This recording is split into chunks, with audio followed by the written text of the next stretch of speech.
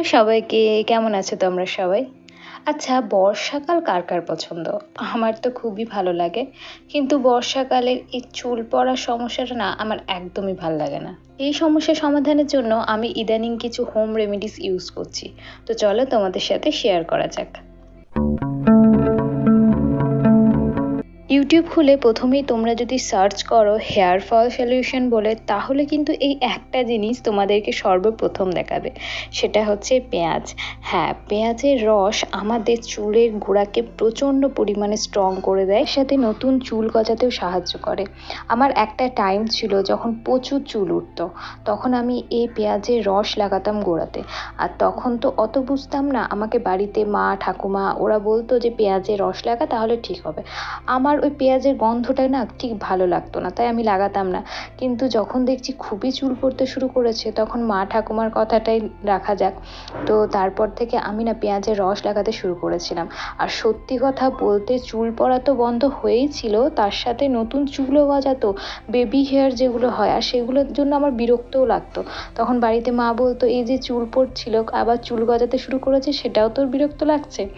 তো যাই হোক, এটাতে সত্যিই চুল গজায়। আমি কখনো ভাবতে পারিনি যে এই ন্যাচারাল রেমেডিটা সত্যি সত্যি কাজ করতে পারে। বর্ষাকালে চুল পড়ার সমস্যাটা তো প্রায় সবারই থাকে, তো সেই কারণে আবার আমি ওটা লাগাতে শুরু করেছি, যাতে চুলের গোড়াটা স্ট্রং হয় এবং চুল পড়াটা কমে। এরপর আমি বানাবো একটা হেয়ার অয়েল।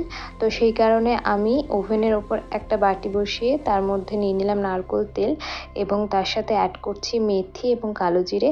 আর এটা না একদম লো ফ্লেমে রাখবে, মানে পুড়িয়ে ফেলবে না, একদম হালকাভাবে আর কি এটা হতে দেবে, একদমই মানে লো ফ্লেমে রেখে। এরকম যখন লালচে হয়ে যাবে, তারপর তোমরা এটা ঠান্ডা করার পর ইউজ করবে। আর এটা না তোমরা রাতে করার চেষ্টা করবে। সন্ধ্যের দিকে প্রথমে পেঁয়াজের রসটা লাগিয়ে নেবে, তার 2-3 ঘন্টা পর তোমরা এই হেয়ার অয়েলিংটা করবে, এবং ওভারনাইট রাখার চেষ্টা করবে। কেননা 2-3 ঘন্টা রেখে তেল আমার মনে হয় না সেভাবে কোনো কাজ করে, আমার নিজের মনে হয় না। তো সেই কারণে আমিও এরকম করি না, আমি পুরো ওভারনাইটই যে কোনো অয়েল রাখি। নর্মাল যখন অয়েলিং করি মাথায়, তখনও আমি পুরো ওভারনাইটই রাখি। তো তোমরাও চেষ্টা করবে ওভারনাইটই রাখার। যদি ওভারনাইট না রাখতে চাও তেল, তাহলে কিন্তু তোমরা 2 ঘন্টা অন্তর অন্তর কাজটা করবে। প্রথমে পেঁয়াজের রস লাগাবে, তার 2 ঘন্টা পর হেয়ারে অয়েলিংটা করবে, এবং অয়েলিং করার প্রথমে গোড়া থেকে দিতে স্টার্ট করবে, অর্থাৎ স্ক্যাল্পে। তারপর তোমরা লেন্থে নেমে আসবে, এবং হ্যাঁ, চুলের একদম নিচের পোর্শন কিন্তু বাদ দেওয়া যাবে না, ওখানে বেশি পরিমাণে দেবে, কারণ ওখানে স্প্লিটেন্স হয়ে যায়, অনেকে দুমুখো ফেটে যায় চুল, এগুলো হতে প্রবলেম হতেই থাকে। এখন আমি এটা ওভারনাইট রেখে দেবো, এবং সকালবেলা একটা প্যাক ইউজ করব। তো চলো সেটা বানানো যাক। প্রথমেই আমি এখানে নিয়ে নিয়েছিলাম চালের গুঁড়ো, যেটাকে আমি গরম জলের সাথে দিয়ে কিছুক্ষণ ফুটিয়ে নিয়েছিলাম। তো তারপর আমি অ্যাড করছি এখানে কলা, এটা আমি প্রথমে পেস্ট করে নিয়েছিলাম, এবং এর সাথে এবার আমি অ্যাড করছি দই, যেটা তোমরা জানো আমি চুলে দই দিতে খুব ভালোবাসি, তাহলে খুশকিটা চলে যায়। এবং তার সাথে এবার অ্যাড করছি মধু। তো এই সব কটা জিনিসকে এবার খুব ভালোভাবে ফেটে নিতে হবে, খুব ভালোভাবে মিক্স করে নিতে হবে। প্যাকটা আমি 2 সপ্তাহ অন্তর অন্তর লাগিয়ে থাকি, প্রতি সপ্তাহে হয় না, যেহেতু হোম রেমেডিস একটু প্রবলেম হয়। তো আমি সারা রাত বেনি করেই শুই, তো বেনি করে রেখেছিলাম। এরপর চুলটা খুলে নিয়ে সেটাকে প্রথমে আঁচড়ে নিতে হবে ভালো করে, তারপর তোমরা অ্যাপ্লাই করবে চুলে মাস্কটা। তো প্রথমে একদম গোড়া থেকে নিতে স্টার্ট করবে, অর্থাৎ স্ক্যাল্পে নেবে এবং লেন্থে নামবে, এবং পুরো স্ক্যাল্পটা খুবই ভালোভাবে মাস্কটা অ্যাপ্লাই করবে। আসলে এখানে যে যে জিনিসগুলো আমি ইউজ করেছি, যে যে ইনগ্রিডিয়েন্টসগুলো রয়েছে, সেগুলো প্রত্যেকটাই প্রচুর প্রোটিনযুক্ত, আমাদের চুলের জন্য খুবই উপকারী। তো প্রথমে দইটা তো খুশকির জন্য খুবই উপকারী, তোমরা খুব ভালো করেই জানো। তারপর রয়েছে কলা এখানে একটা ক্যারাটিন ট্রিটমেন্টের মতো কাজ করবে, অর্থাৎ চুলকে সফট এবং শাইনি করে তুলবে। এবং তারপর রয়েছে মধু তো আমাদের চুলে ময়েশ্চারকে লক করে ফেলবে। তারপর রয়েছে রাইস ফ্লাওয়ার।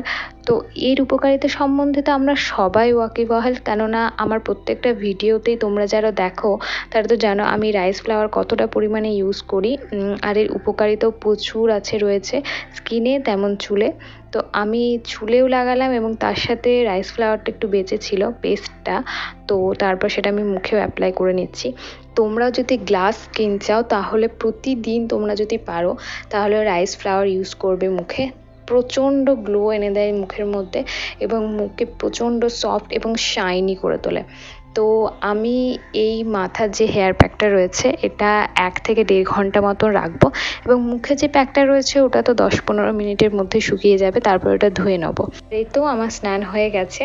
তো দেখো কতটা ভলিউম অ্যাড হয়েছে চুলের মধ্যে। আর আমি না কোনো হেয়ার ড্রায়ার ইউজ করি না, আর তোমরাও না এই হেয়ার ড্রায়ারটা অ্যাভয়েড করবে, কেননা হেয়ার ড্রায়ার ইউজ করলে চুল আরও বেশি পরিমাণে রাফ হয়ে যায়। হ্যাঁ জানি হয়তো অনেক সময় অনেকেরই প্রবলেম থাকে, অফিস থাকে বা কোনো কাজ থাকে, তখন তারা তাড়াহুড়োর মধ্যে চুলটা শুকিয়ে যাওয়ার জন্য সেটা ইউজ করে থাকে, কিন্তু এর পরিণতি সত্যিই খুব খারাপ হয়। মানে প্রচণ্ড পরিমাণে ড্রাই করে তোলে তোমাদের চুলকে। এমনি আমাদের চুল খুবই সেনসিটিভ হয়, তো সেই কারণে এই সমস্ত যতটা অ্যাভয়েড করবে ততটাই ভালো। তো এই যে দেখো এরপর আমি চুলটা আঁচড়ে নিয়েছি এবং তারপর তোমাদের সামনে এসেছি।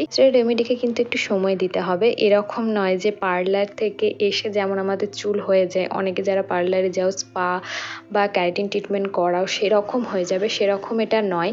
এটা খুব ধীরে ধীরে কাজ করে, চুলকে খুব ভালোভাবে স্ট্রং এবং হেলদি করে তোলে, এবং এই হোম রেমেডিস তোমার হেয়ারকে কোনো ড্যামেজ করবে না, কোনো ক্ষতি করবে না, বা এর রেজাল্ট তো টপ নচ।